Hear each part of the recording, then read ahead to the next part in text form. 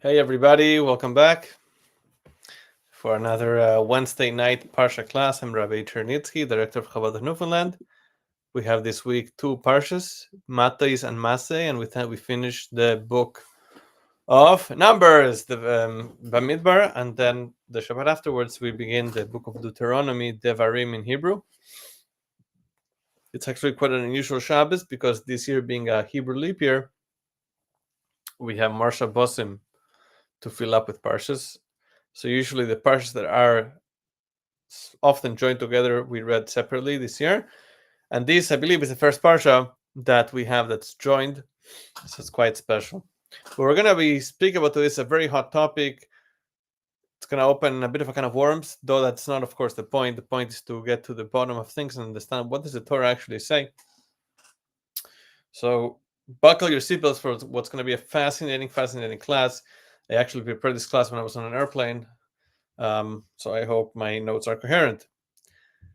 So the question that everybody's asking is, where are the Haredim? Haredim is the Hebrew word for what in English the newspapers will call the ultra-Orthodox, the people in Israel, that Jewish people that are very religious.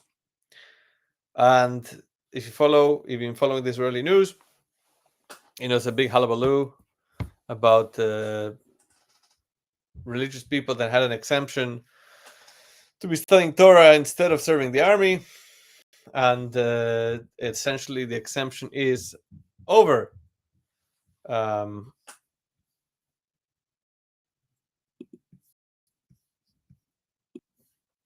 the exemption is over, and so the ultra-Orthodox religious Jews are starting to be drafted. Of course, there are already religious Jews in the army, but at a much broader scale, much broader participation level that we haven't seen yet. And people are pro, people are against. Again, within the religious world, not just the secular world, but people are pro, people are against. Whether people should study Torah the whole day, or should they also be fighting like everyone else who's not studying Torah, that is. In Israel itself, the modern Orthodox, the religious scientists, to put it better, the Dati Leomi, really took one for the team. You have these young men who are willing to sacrifice themselves and leave, God forbid, their wives as widows, their children orphaned. Young men, young boys. You've seen the pictures, you've seen the news. People in their early 20s or late 20s or even early 30s that have been killed in combat. Absolutely terrible. So where are the Haredim? The modern Orthodox are giving up their lives, risking their lives for the country, for the Jewish people. But where are the quote-unquote ultra-Orthodox? As we see in our Parsha, this is the connection from this topic to our Parsha, that Moses, Moshe Rabbeinu, tells the tribes of Reuven, Gad, and half of Menashe, who want to take a part of the land of Israel, where in the eastern side of the Jordan River, before the Jews cross the Jordan and go into what we will call the land of Israel proper, right? That part, the land of Israel proper, we see in the next book of the Torah, the book of Joshua, Yehoshua. Joshua takes over the leadership of the Jewish people after Moses dies, and he's the one that sends the spies to Jericho, and then they conquer Jericho, and through that they conquer the rest of the land. But the tribe of Reuben, Gad, and half of the tribe of Menashe want to take their inheritance on the eastern side. And so Moses says, no. What, you think you're just going to stay here while everyone else goes on to fight, right? They have to eradicate the men of the seven nations from the land of Israel, as God had told them. That's not right. That's unfair. And of course, they clarify the tribe of Reuben, Gad, and half of Menashe is no. We were never intending to avoid the draft. We were never intending to avoid fighting. What we meant is that this is the inheritance that we will come to after we fight together with everybody else. So their wife and children stayed behind. They built houses for their wife, children, for their animals, and then the men went to fight, and they came back afterwards. And we find in the book of Yeshua that actually they did fulfill their promise. Okay. So, on the one hand, we have the people that are religious and are giving up their lives, sacrificing their lives for the Jewish people, for the country of Israel. On the other hand, the Tzibur HaCharedi, the ultra-Orthodox segment of the population, says that they are the ones that are keeping Jewish people safe. They're the mezuzah, essentially. Right? They're a mezuzah on the door that protects the land of Israel. What is the source of protection for the Jewish people, for the land of Israel?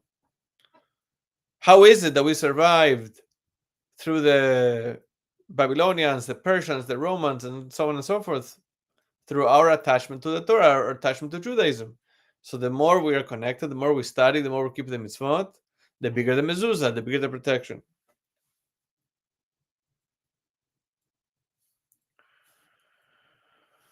So the Natili Omi, the religious sign is, they say to the Haredim, where are you? The Haredim say, well, where are you? Because, we should be studying, which adds to our divine protection. And the general public has a question too. And they really don't get it. They say like this: if a person is sick, he goes to the doctor.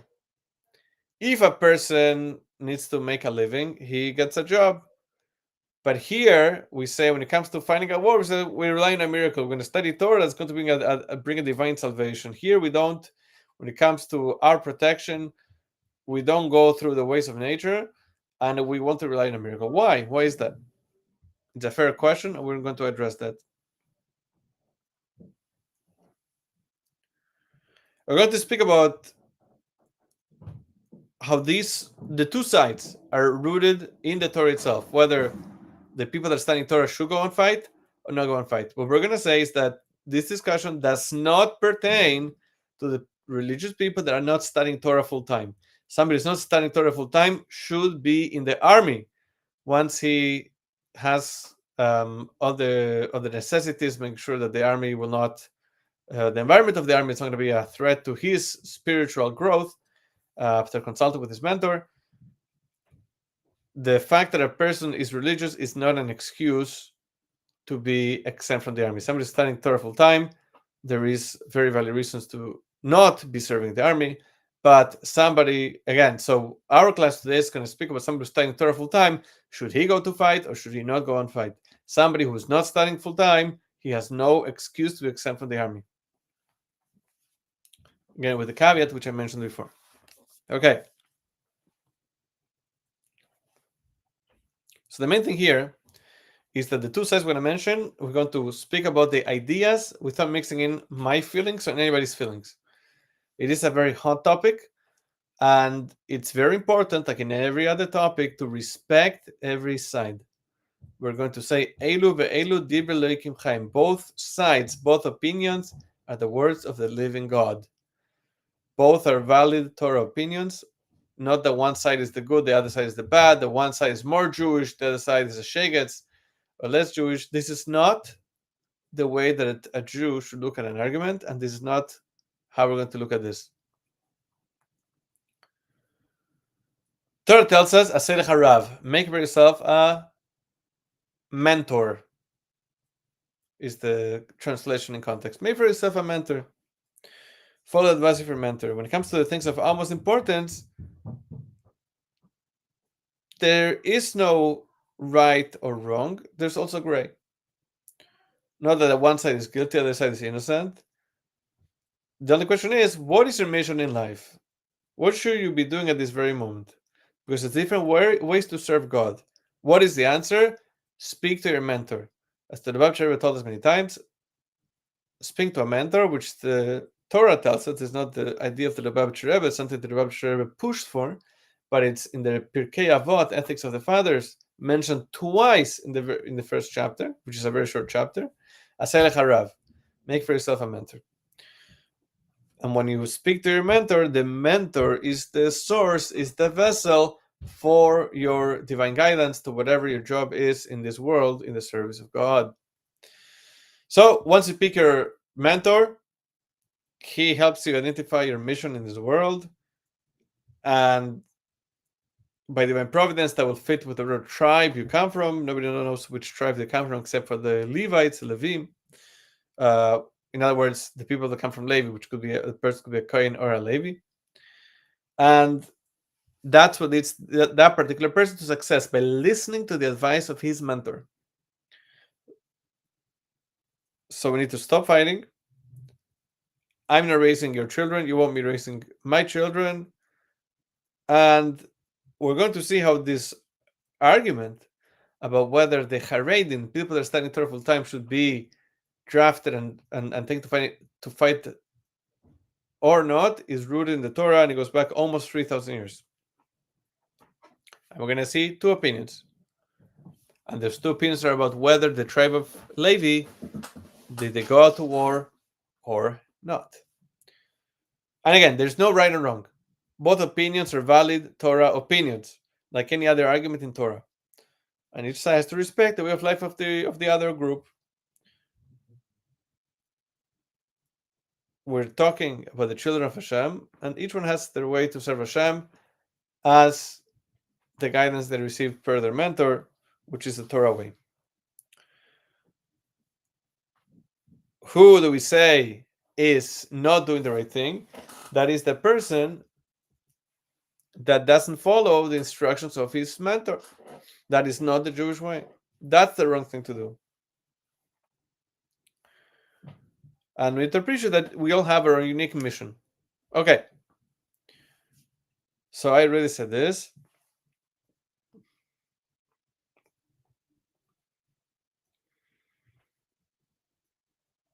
And what we're going to see is whether there's a precedent or not for the tribe of Levi to fight as all the other tribes or not. Right? Just when it comes to Passover, there's people that eat kitniot, legumes, sesame seeds, mustard seeds, nuts, and all sorts of things. Others don't, right? Usually it's the Ashkenazim that don't, Sephardim do. It's not right or wrong. It's not that one side is more Jewish than the other, but rather each side follows its traditions. Same thing here. All right. So in our parsha, we're at the very last battle before the death of Moses, the battle against Midian. Okay, this is a battle that already started 2 parshas ago. 2 parshas ago we had Balak. Somebody thinks what I just said. Yes. Shlach. Yeah. No, Chukas came in. Okay, whatever. So yeah, so 2 parshas ago, the parsha of Balak, and then last week we had Pinchas, Namatas Masei. So yeah, so 2 parshas ago, parsha of Balak, the people of Midian are in cahoots with the people of Moab because they're afraid of the Jewish people that are quickly advancing.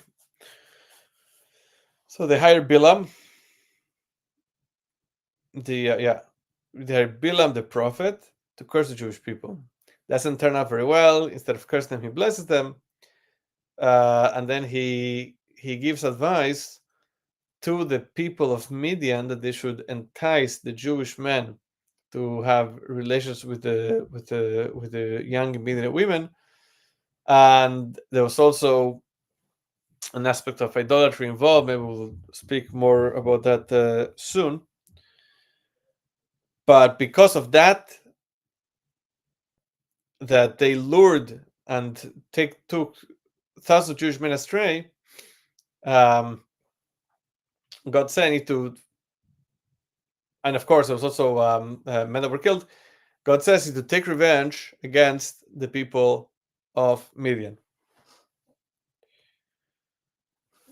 And we're going to read the verses inside here. It's source number 1. This is in the book of Numbers, chapter 31. Moses spoke to the people, saying, "Are men from among you for the army? They go against Midian to inflict the Lord's vengeance on Midian." So we're going to see what the commentators have to say about this. The Malbim, the Yaakov Shimoini.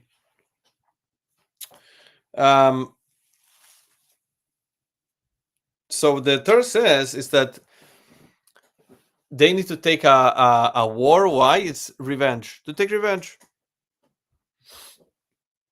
Take revenge for when the Midianites did to the Jews. And this is the very first war in Tanakh that's not about conquering territory and so on. It's not even a defensive war, but it's to take revenge. Why the revenge? Because the Midianites crossed the red line, and they fought in a very unconventional, unethical, perverted way. They enticed the Jewish people into licentiousness. I think that's the word in English. Into having illicit relations with the young Midianite women. So Hashem says to entice a person to also worship idolatry, which is what the Midianite women did. They would before the when they would lure the men and the men wanted to be with them. The Midianite women would say, "Well, first you have to bow down to this statue," and they would do it so they should be able to fulfill their desires. So Hashem says to entice a person to do idolatry, avodah zarah, and then also gilui araya is to have forbidden relations. It's completely inappropriate. And you, Moses, are the one that has to take care of it. So the background we said, what the Talmud tells us that the Torah doesn't tell us in detail is how the process worked or how they lured the men. So the Talmud says in Sanhedrin, I have it somewhere in the notes. Yeah, by number 2. Talmud says that the Midianites had set up tents. Outside the tents there were older Midianite women, and they'd be selling all sorts of wares, and the Jewish people that were traveling through the desert stopped by. What are you selling? Ta ta ta ta ta. They wanted to buy, but the price was too high. And then they were invited inside the tent. Inside the tent, there were younger women, very attractive women. And the women inside the tent gave him a better deal. And so that created a closeness, which brought to what we described before. Okay. So Hashem tells Moses that a nation that is so sick and perverted as the Midianites, you have to take revenge. Right? As the Gemara says, that the Midianites even involved the daughter of the king of Midian in this, just to lead the Jewish people astray. So to our topic, the question is, in this war against the Midianites, did the tribe of Levi fight or not? Hold on to the thought. I'm going to speak about 2 ideas that pertain to Moses, and then we're going to speak about the concept of the tribe of Levi. Did they have to fight or not? And then that will connect it to people that study Torah. So Hashem tells Moses that the war is a reward to take the revenge of Hashem. Nekoim nikmas Hashem. Take revenge for Hashem, for God. But sorry, when Moses speaks to the Jewish people, he says it's to take revenge for Hashem. But when Hashem had spoken to Moses, Hashem told them, this is the revenge for the Jewish people. So why does Moses change it to say it's a war of Hashem instead of saying it's a war of the Jewish people? Yeah. He's implying that the issue here is not that the Midianites killed many 24,000 men. The problem is that they led the Jewish people astray and they sinned. It's a war against Hashem. Hashem doesn't permit sin.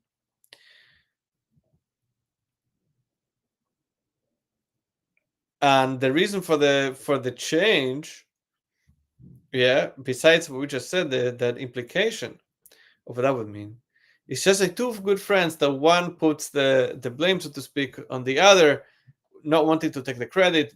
Moses speaks about Hashem. Hashem speaks about the Jewish people and Moses. Now the Malbim, that's also in source number 1, one of the later commentators, he says like this on these verses. The Lord said, avenge the Israelites. But Moses said to inflict the Lord's vengeance on Midian. There were 2 avengements against Midian. One for the harm they did to Israel, causing the death of 34,000 people, which is Israelites' vengeance. The other is for leading them to sin and desecrating the Lord's honor with Baal Peor, which is the Lord's vengeance. The Lord said to avenge the Israelites, but they were reluctant to go since Moses' death depended on this, and he weighed on them as much as all of Israel. Therefore Moses urged them to be zealous in the matter, since it was the Lord's vengeance, and they would not delay for the sake of a mortal's life.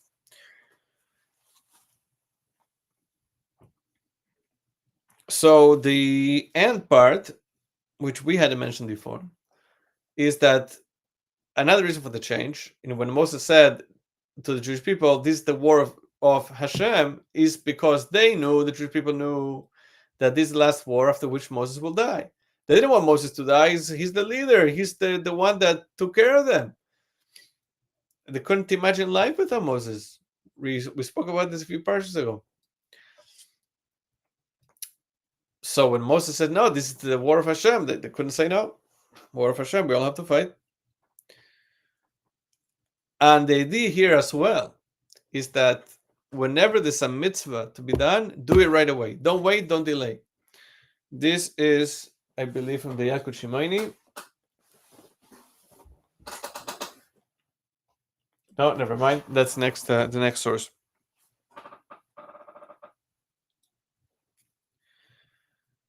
The end of the Malbim spoke about the concept of zrizus, of doing a mitzvah right away.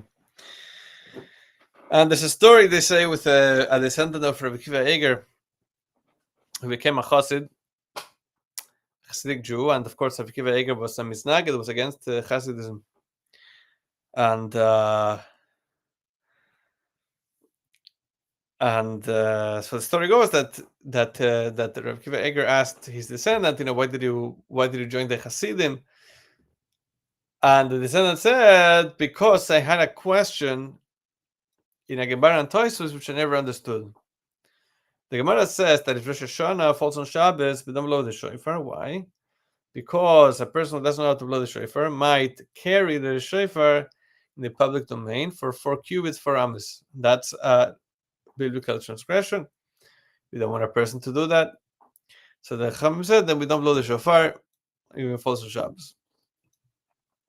Okay. Now, really, it says like this. It says the law is that mehalech ke'oimid, when somebody is walking, is the same as standing still. Somebody is walking and carrying something, but he didn't stop, is not considered carrying. So then why is he chayev? Why would he transgress the prohibition of carrying? He shouldn't be. He should be exempt, and therefore there should be no reason to prohibit the blowing of the shofar because somebody might come to carry it. So says the descendant of Kiva Eger, now I finally understood it. Because the person doesn't walk to the mitzvah, he jumps to do a mitzvah. He can't wait. That's what the sages were concerned of. Okay, a story.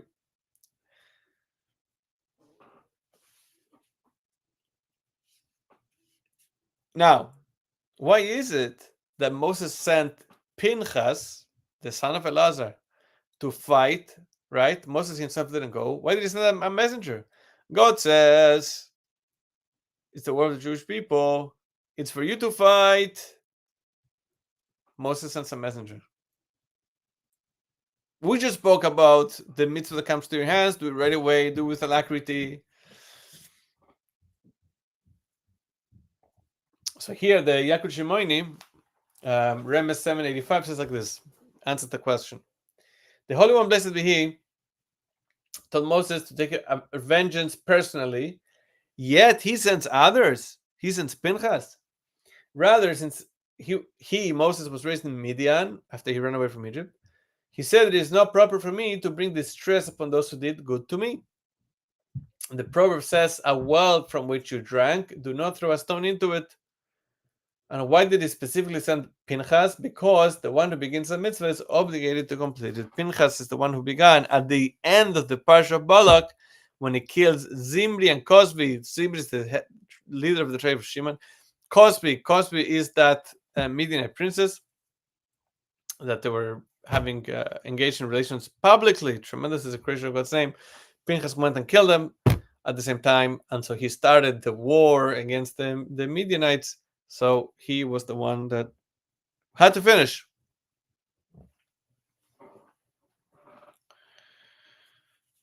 So Moses knew that Hashem really didn't want him to go. Even though Hashem told Moses about the war, Moses understood, like a good son, like a good servant who knows what the father really wants.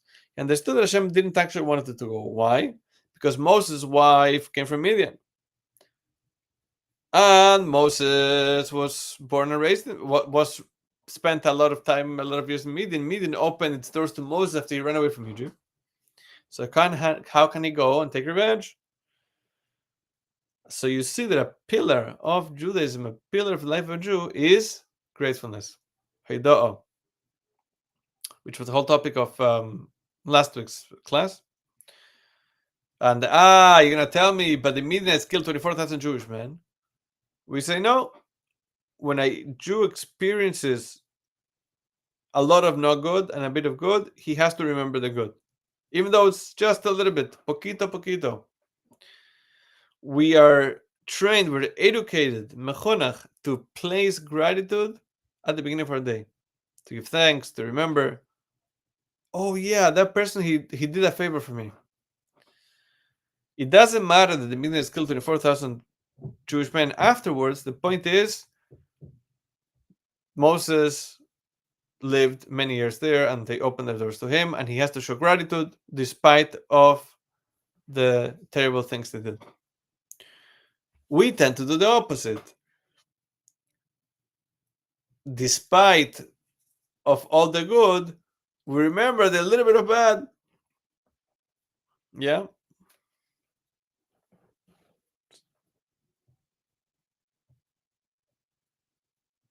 Why? Simple. We don't want to know. We don't want to be on anybody's favors. We don't want to owe anybody anything. Now,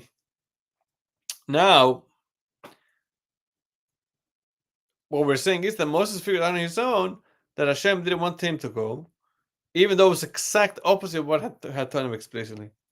Why? Because he had to show gratitude to the Midianites. And why is gratitude so important?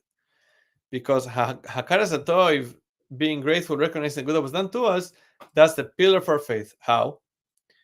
Someone who's used to seeing the good,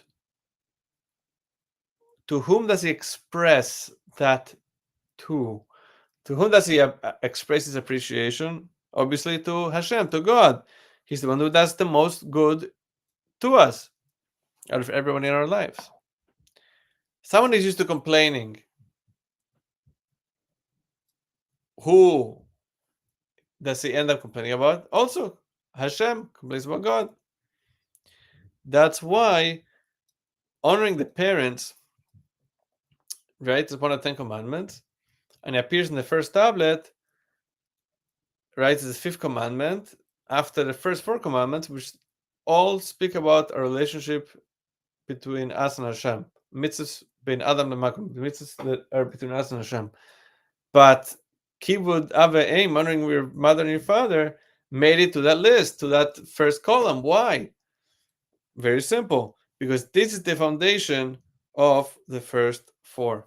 Because if you fulfill the mitzvah of honoring parents properly, showing gratitude for your parents did, then for sure you're going to show gratitude to Hashem. But if you're used to complaining about your parents and they did this to me and they didn't do that and didn't buy me the latest iPhone, who will you complain about also? Hashem. So we need to train ourselves, and having faith begins at home through honoring our parents, by expressing our gratefulness about everything they do and did for us, and that will automatically lead to showing gratefulness, appreciation for the one that gives us everything else, Hashem.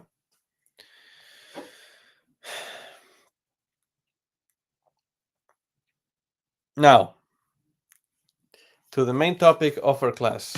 Half an hour in, pretty good. To the main topic of the class. Who went out to war exactly? Did everybody go, or was there a tribe in particular that did not have to fight? Take a quick drink.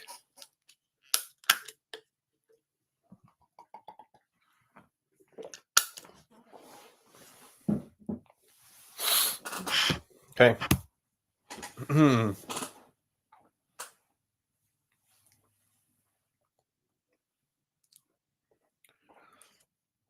So Torah says, that's in source number 2.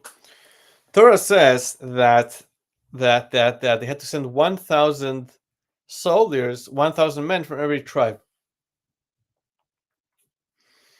And there's two different opinions in the Medrash whether that included the tribe of Levi or not. Rashi says that this included the tribe of Levi. Because it says in the Torah for all the tribes of Israel, so Rav Akiva in the Medrash says that this comes to include the tribe of Levi, Shevet Levi.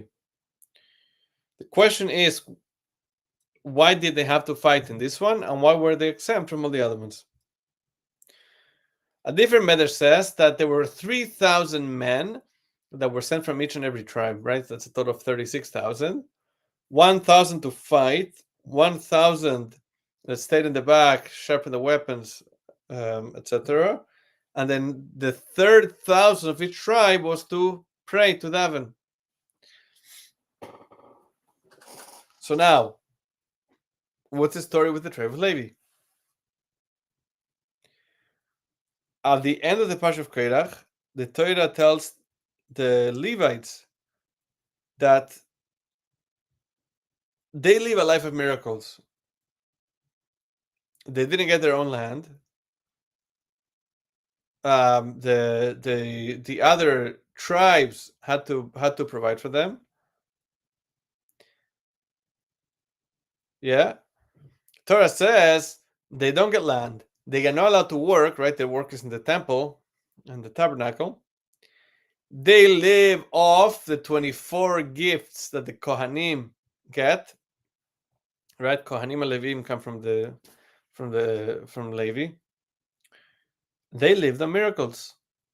They didn't know what the next day would bring. They had to rely on Hashem completely in an open, real way. In other words, they were the poster boys, the Levites, the people that descended from tribe of Levi, were the poster boys for having faith in Hashem, complete faith.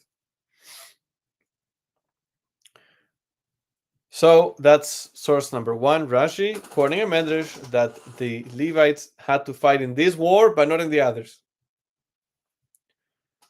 The Rambam, Maimonides, says that the tribe of Levi did not fight.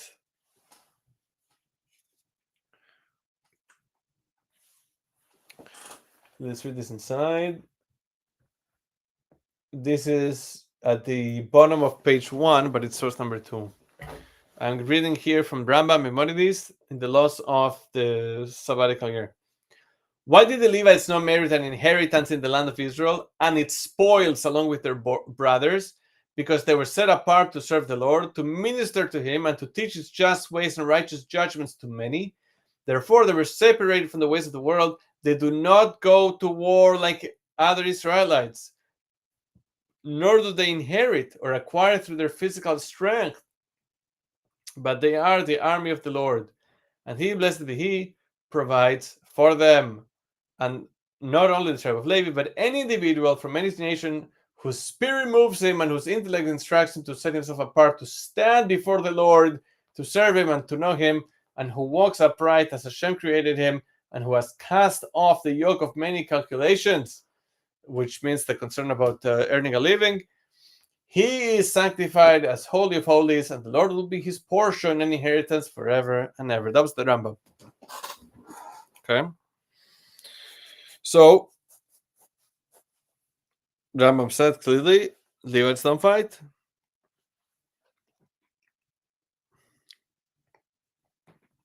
And the Gemara tells us actually something fascinating. The Gemara says that before Joshua, Yeshua conquered Jericho, he was walking around on the outside of the walls, and he suddenly sees an angel with a drawn sword. And he says, "What's this?" The angel says that he has to punish the Jewish people because they neglected studying Torah during the war. So the Talmud says that he started learning right away. He rectified it, but the point is that even at the time of war, the Yidden are supposed to be sitting and learning. That's the importance, the significance of studying Torah. Even at the time of war, Hashem was telling Yeshua, you and the Jewish people should have been studying Torah.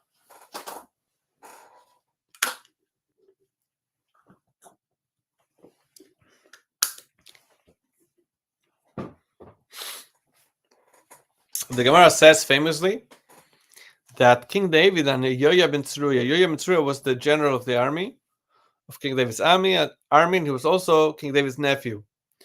The Gemara says that they made a deal that King David was able to sit and study Torah because Yoya ben Tzruya was out there fighting together with the soldiers. That was the deal.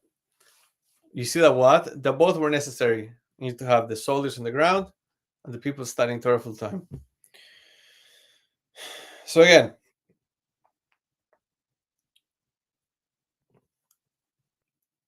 these sources imply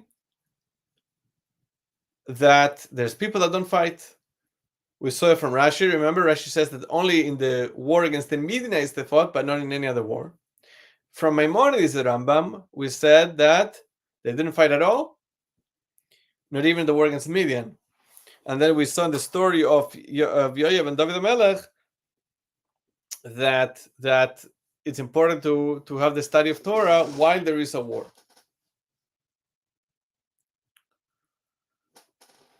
There is one more source here.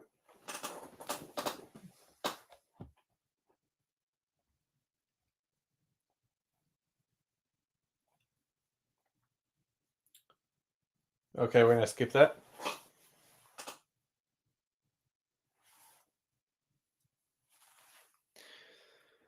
The thing is, though, that there are many proofs to the other way, that the tribe of Levi did fight. As we find that in the book of Exodus, it's the tribe of Levi that fought with Moses against those that worship the golden calf, the Egel Azov. And the story of Hanukkah that we all know with the Maccabees, right? Who were the Maccabees? They were all Kohanim. They came from the tribe of Levi. So how could it be? The Rambam, Maimonides himself writes that the tribe of Levi doesn't fight.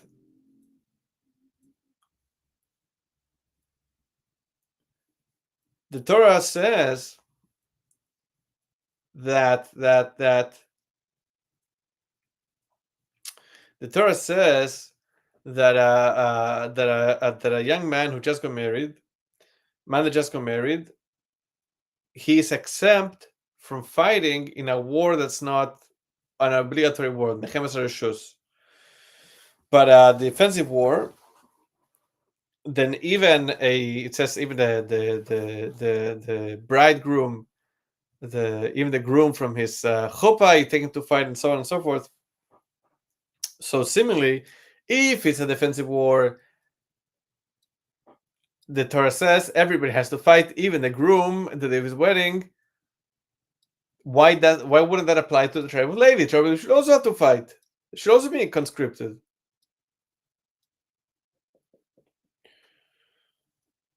So there are proofs, to summarize, there are proofs that the Shevet Levi, the tribe of Levi, did have to fight. Right? We saw from the Sin of the Golden Calf, story of Hanukkah.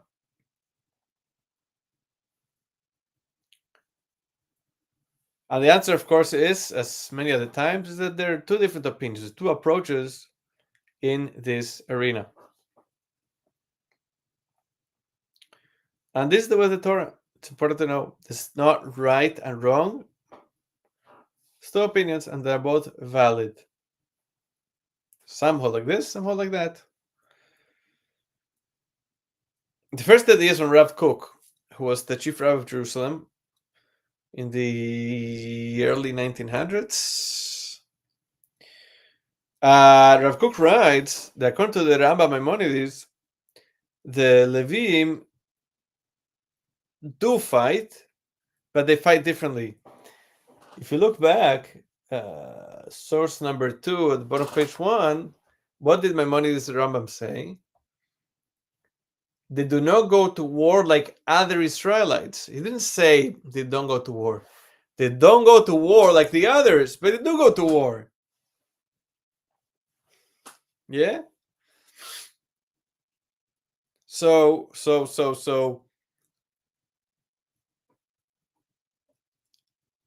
Rav Kook says like this. Rav Kook says the Levim don't have to fight when the war does not entail the whole Jewish people. He calls it a milchama pratis. like an individual war, when it doesn't involve all of the tribes, the Levim, the Levites, do not fight. But if it's a war involving the whole Jewish people, Klal Israel, then every single person has to fight, even the Levites.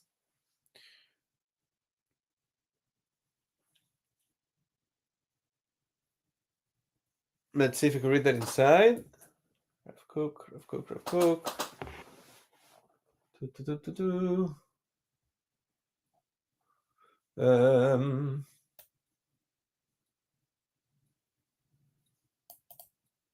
Here. Rav Kook, the reason that the tribe of Levi does not go to war is for a private war, such as when one tribe wages war for its inheritance, but when all of Israel goes out, they too must go out, and the national war is also the service of the Lord. Thus, anyone more dedicated to the service of the Lord is more connected to it than the rest of the people. So not just that they also fight, but really there's more reason for them to fight.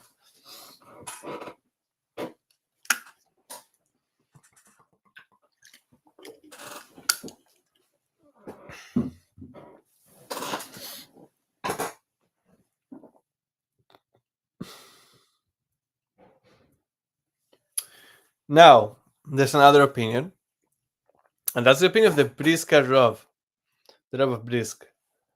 The Chidushi agrees, one of the great Soloveitchiks of the Brisk dynasty.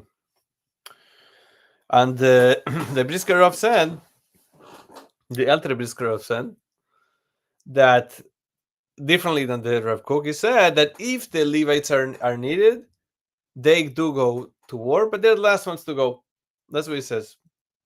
Why? Because we need the tribe of Levi to be that poster, to be that reminder that everything comes from above, that there is the supernatural, the Rishon Hashem that's above nature, that runs the world, that makes all the decisions, makes everything happen with his benevolent divine providence. We get caught up, especially in time of war, we don't think straight, and we tend to forget that Hashem is in charge of everything. So the tribe of Levi helps us realign. They look at life from above, from a higher perspective.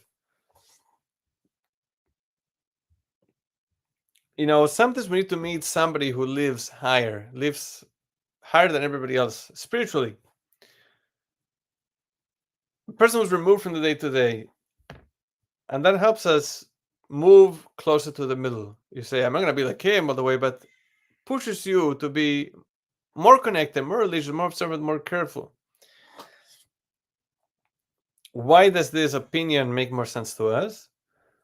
Because we know for a fact that Milchemes HaShichrur, the very first war, the War of Independence,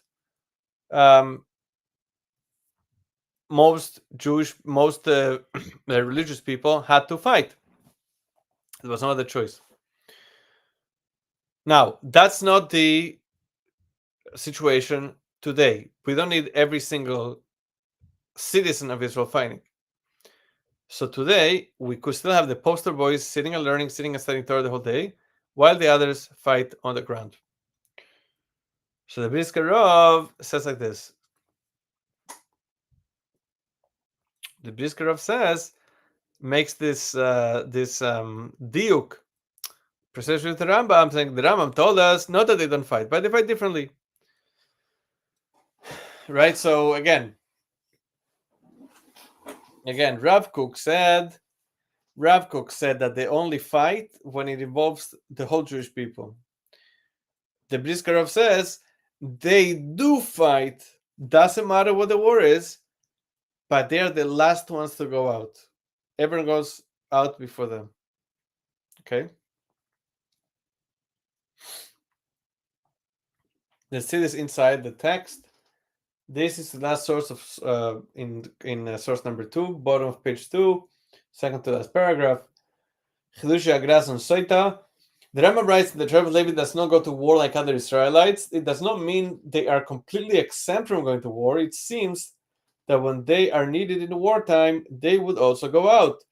The main intention of the Rambam is that they are not initially sent to war like the rest of Israel because they are the army of the Lord and are set apart to serve the Lord, to minister to Him, and to teach His ways and judgments to everyone else.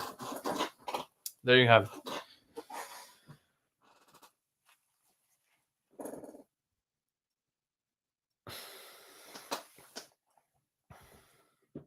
Give me a second.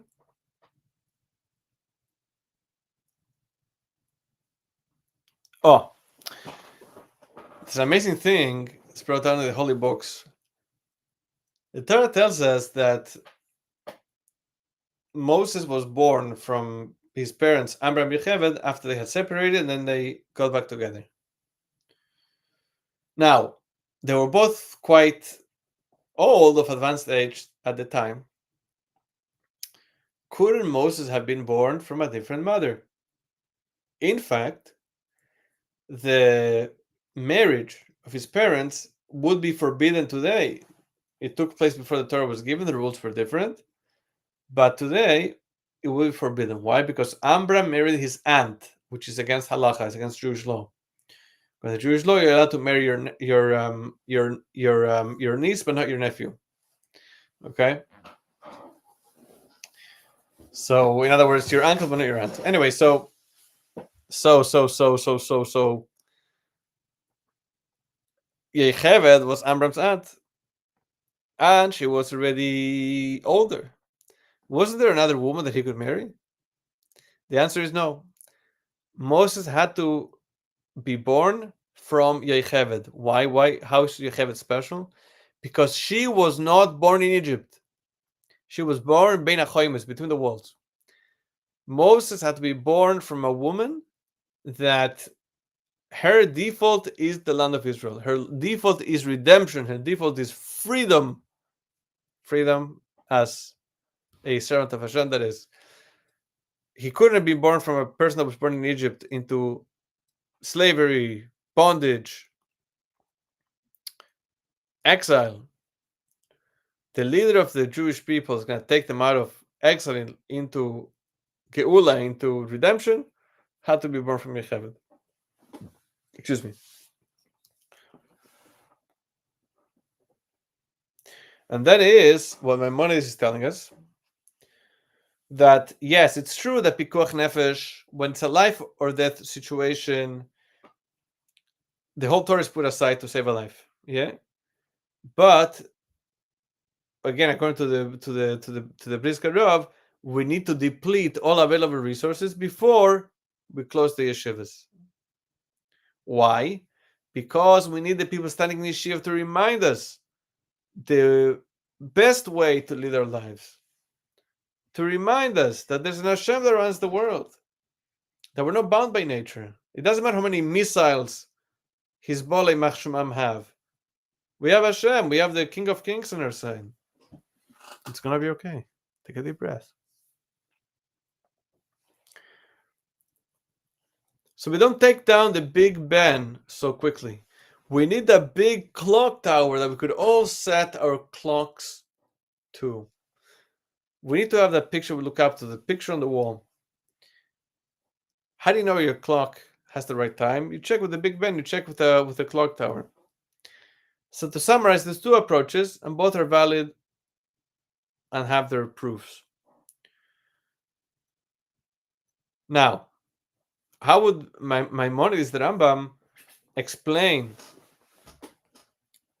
that the tribe of Levi fought in the war against Midian, but not in the others? He would say, because it was a spiritual war to begin with, and the Levites were more spiritual. Okay?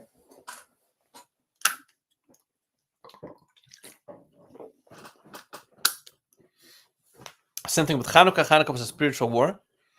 As we know that the Greeks, Syrian Greeks, wanted to make the Jews forget Torah Secha, there was Hashem's Torah. They didn't have a problem with Judaism as a dry, robotic tradition done by rote, as long as nobody talked about Hashem, the supernatural, what you can't see. The Lubavitcher Rebbe said, and that's why the tribe of Levi went to fight in Midian, because it was to take the revenge of Hashem. As the Torah says, we read it at the beginning. It was meant to establish there are certain lines that cannot be crossed.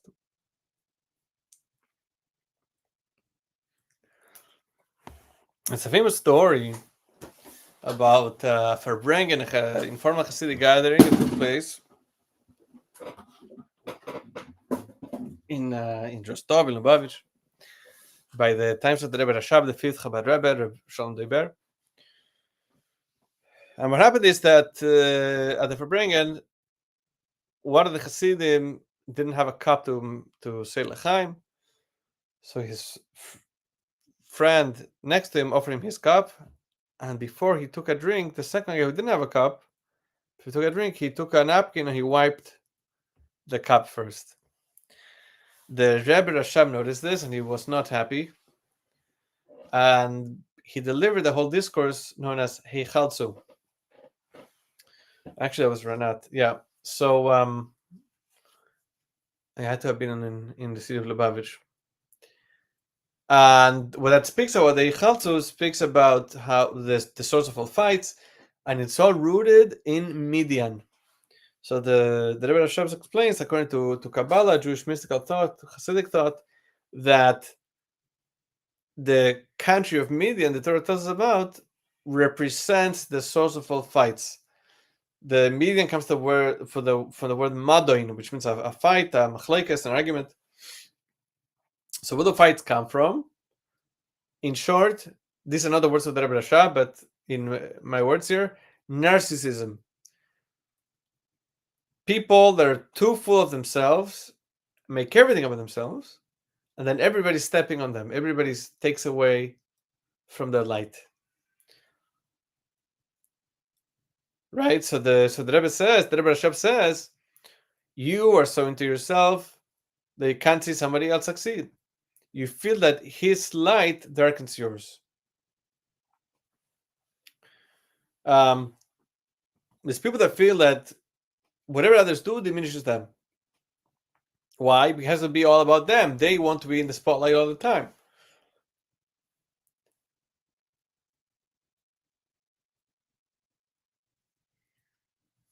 We know a famous thing. Moses was the most humble of all men. Most humble of all men, but how could it be? What do you mean? He spoke to God on a regular basis, the top prophet of all times of the Jewish people.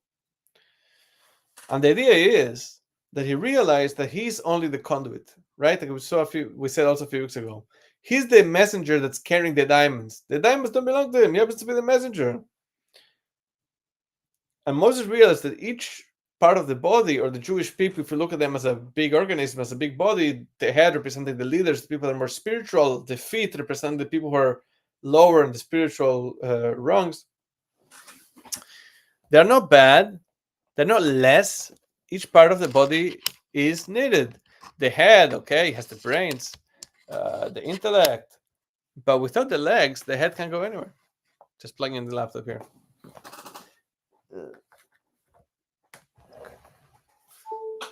So the head needs the legs in the head. And as we said, Hashem loves you because of you, because you have the ears and nobody else in the world has. So don't start up with other people. There's room for everybody. And we'll finish with a story we've shared here before, very poignant. There was a Jewish fellow who opened a bakery in the Crown Heights neighborhood in Brooklyn, Chabad neighborhood. He put into it his life savings, and unfortunately for him, someone else opened a competing bakery. Somebody from another neighborhood came and opened a competing bakery. So the first guy was doing really well until the guy opened the competing bakery. So the first guy who came first, so to speak, he reached out to Rabbi Ashkenazi, who was the Rav in Kfar Chabad, but at the time Rabbi Ashkenazi was in New York. He saw him and he said, please help me. This guy is ruining my business. Now, according to Jewish law, there's nothing you could do. The Alter Rebbe writes, the first Rebbe Chabad writes in the Code of Jewish law, that when it comes to something like this, Kina Soif and Marve Chochma says that when there's two people competing, it makes it better for everybody. Everybody will work harder to make sure they have, better products, whatever. So there is no obligation according to Jewish law for one to close up shop, right? For the second guy is allowed to open the bakery, and doesn't have to close up shop. We're not concerned about what's it called? They're taking away business or whatever. So Rabbi Ashkenazi didn't say that. He knew that that was the law, but he didn't feel comfortable with that. Rabbi Ashkenazi said, let's go to the rabbi of the neighborhood, the senior rabbi in charge. So the senior rabbi said like this. The senior rabbi quoted the quote of Jewish law, and he said, listen, according to the law, there's nothing that can be done. But that means that Hashem will provide for both of you. If this is the law, it means that according to Judaism, the world is such that by divine providence, there is enough clients for both of you. There is a concept called Midas Chasidus, that as an act of piety, one should not open a competing store. That's what the Code of Jewish law adds. Again, no obligations, an act of piety. So the man was happy, and he continued with his bakery despite the competition. Fast forward a couple of years, Rabbi Ashkenazi is back in New York, and he sees this fellow who had asked him for help with the competing bakery that opened up. He says, "No, how's business? Oh, thank God, Baruch Hashem, the business is doing well. What happened to this other guy?" So actually, he says the other guy had a heart attack and passed away very suddenly. His bakery still continues. So what do we see? According to Jewish law, he was allowed to open the bakery.